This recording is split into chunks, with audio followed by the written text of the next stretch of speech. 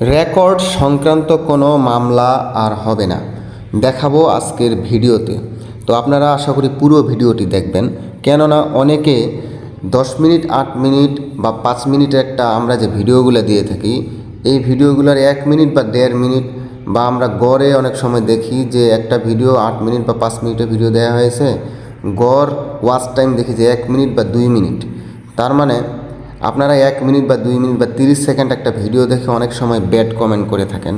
তো পুরো ভিডিওটা জুড়ে বোঝানো হয়েছে, যে বিষয়টা ক্লিয়ার করা হয়েছে, আপনি 1-1.5 মিনিট দেখে তো আর বুঝতে পারবেন না, যার কারণে আপনারা ক্লিয়ার হতে পারেন না। তো আশা করি পুরো ভিডিওটি দেখবেন। মূলত রেকর্ড সংক্রান্ত কোনো মামলা যদি হয়, সেটা সরকারেরই একটা লজ্জাকর বিষয়, কেননা তাহলে রেকর্ডটা করার সময় রেকর্ড বা জরিপ অধিদপ্তর কি করেছে বা কিভাবে কাজ করেছে যে আবার রেকর্ডের মামলাতে মালিকদেরকে যেতে হলো। তো এই জন্য সামনে আর যেন কোনো রেকর্ডের মামলা না হয়, এই বিষয়ে বর্তমানে মাননীয় প্রধান উপদেষ্টা মহোদয় ওনার নির্দেশে ভূমি মন্ত্রণালয় এমনভাবে কাজ করতেছে যেন রেকর্ডের মামলাগুলো আর না হয়। কেননা একটি রেকর্ডের উদ্দেশ্যই থাকে হলো দুইটি, সেটি হলো জমির মালিকদের নামে নামে খতিয়ান প্রস্তুত করা, আর দ্বিতীয় যে উদ্দেশ্যটি থাকে সেটা হলো প্রতিটি ভূমির অনুকূলে একটি দাগ নাম্বার দেওয়া হয় এবং সেই দাগ নাম্বারের আলোকে একটি ম্যাপ প্রস্তুত করা হয়, যেই ম্যাপ অনুযায়ী পরবর্তীতে মালিকেরা তাদের জমিগুলোতে দখলে থাকে। তো আরেকটি বিষয় হলো যে ব্রিটিশ আমল থেকে শুরু করে এখন পর্যন্ত যতগুলো রেকর্ড হয়েছে বা জরিপ হয়েছে, সেটা সিএস, এসএ, আরএস বা বিআরএস যেগুলাই হোক বা বিএস, যে খতিয়ানগুলাই হোক বা রেকর্ডগুলাই হোক, কেউ বলতে পারবে না যে 100% সঠিক হয়েছে বা কোনো রকম ভুল একেবারেই হয় নাই। কিছু না কিছু ভুল অবশ্যই হয়েছে। অনেক সময় দেখা যায় যে কারো নামের বানানে ভুল হয়েছে, কারো অংশের পরিমাণে ভুল হয়েছে, যতটুকু অংশ ওনার পাওয়ার কথা দেখা গেছে যে জরিপ করে গেছে, অতটুকু অংশ ওনার ম্যাপে উঠে নেই বা খতিয়ানে উঠে নেই।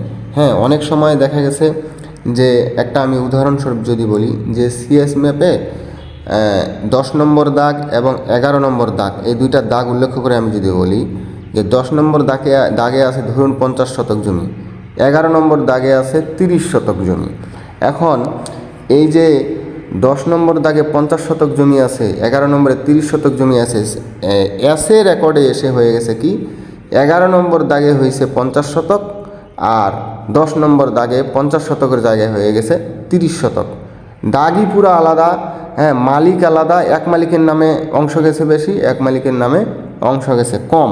আবার বাস্তবে জমি মাপতে গিয়ে আমি এমনও পেয়েছি যেখানে 10 নম্বর দাগ এবং 11 নম্বর দাগ মিলে 50 ও 30 শতক, মোট 80 শতক জমি। এই তো এই 80 শতক জমির মধ্যে 10 নম্বর দাগে ছিল 50 শতক, কিন্তু ওখানে পরবর্তী রেকর্ডে এসে হয়ে গেছে মাত্র 20 শতক, মাত্র 20 শতক 10 নম্বর দাগে জমি। তাহলে আর থাকলো কত? 60 শতক। আর 60 শতক জমি পুরোটাই চলে গেছে 11 নম্বর দাগে। তখন এই যে 10 নম্বর দাগের 50 শতক মালিক ছিল যিনি, উনি পরবর্তীতে জমিটা বিক্রি করতে গেছে, দেখতেছে যে আছে মাত্র উনার 20 শতক, 50 শতক কেমনে বিক্রি করবে? তখন মামলা করে কারেকশন করে এটা উনার নামে আবার পুনরায় আনা লাগে, তারপর উনি এই জমিটা ভোগ দখল বা বিক্রি করতে পারে, হস্তান্তর করতে পারে। এই যে সমস্যাগুলা, বড় ধরনের সমস্যা এগুলা, তো সেক্ষেত্রে আবার মামলা করে এগুলা কোর্টে শরণাপন্ন হয়ে কারেকশন করা লাগে। তাহলে এটা একটা হয়রানি, টাকা খরচ, অনেক সমস্যা, তাই না? তো এই জন্য বর্তমান ভূমি রেকর্ড ও জরিপ অধিদপ্তরের পরিচালক মোহাম্মদ মনিরুজ্জামান স্যার, উনি এই বিষয়ে নিশ্চিত করেছেন যে ভূমি রেকর্ডের বিষয়ে কোনো মামলা আর থাকবে না। এই জন্যই থাকবে না যে আগে করতে হইতো কি, যদি সমস্যা হইতো তাহলে তখন থেকে একটা রেকর্ড করার পর একটা ল্যান্ড সার্ভে ট্রাইব্যুনাল গঠন করে দেওয়া হইতো। কারো ভুল থাকলে সেটা 1 বছরের মধ্যে ওনারা আবার এই ট্রাইব্যুনালের শরণাপন্ন হয়ে ঠিক করে নিতে পারতেন। সেক্ষেত্রে অনেক সমস্যা হতো। আবার কেউ সেটা খেয়াল না করলে 1 বছর অতিবাহিত হয়ে গেলে সেটা আবার দেখা গেছে কোর্টে যাওয়া লাগতো, অনেক ভেজাল হতো।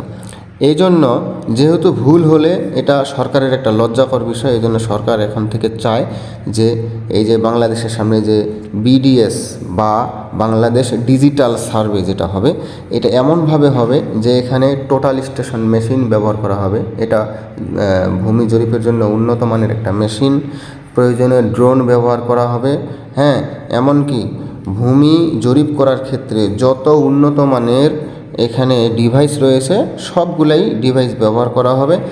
এই ডিভাইসগুলো ব্যবহার করে যে সকল প্রকল্প চলমান থাকবে তার মধ্যে আছে জিএনএসএস সিওআরএস নেটওয়ার্ক বৃদ্ধিকরণ, বাংলাদেশের উপজেলাসমূহের ডিজিটাল মানচিত্র বা টপোগ্রাফিক প্রণয়ন, অর্থাৎ এই যে ডিজিটাল যেটা জরিপ, হ্যাঁ এই ডিজিটাল জরিপগুলা করা হবে। এছাড়াও ভূমি সংক্রান্ত সকল ডিজিটাল কার্যক্রম করা হবে, যাতে করে মালিকরা তাদের অংশগুলো ওখানে হাজির থেকে একেবারে বুঝে বুঝে নিতে পারে। যতক্ষণ পর্যন্ত মালিকরা সঠিকভাবে নিশ্চিত না হবে যে হ্যাঁ আমার অংশ আমি বুঝে পেয়েছি, এখানে আর কোনো সমস্যা নেই, ততক্ষণ পর্যন্ত এই ডিজিটাল জরিপটা ফাইনাল করা হবে না।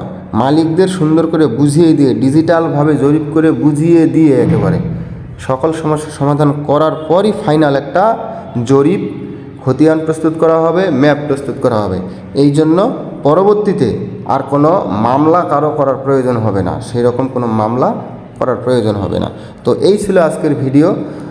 আমি চেষ্টা করেছি ক্লিয়ার আপনাদেরকে বোঝানোর জন্য। আশা করি ভিডিওটি ভালো লেগেছে। যদি ভালো লেগে থাকে অবশ্যই লাইক করবেন, এবং এরকম গুরুত্বপূর্ণ তথ্য সম্বলিত ভিডিও পেতে হলে আমার চ্যানেলটি সাবস্ক্রাইব করে পাশেই থাকুন, পাশে থাকা বেল বাটন অন করে দিন, এবং যিনারা ফেসবুক থেকে দেখতেছেন তিনারা আশা করি ফলো দিয়ে রাখবেন।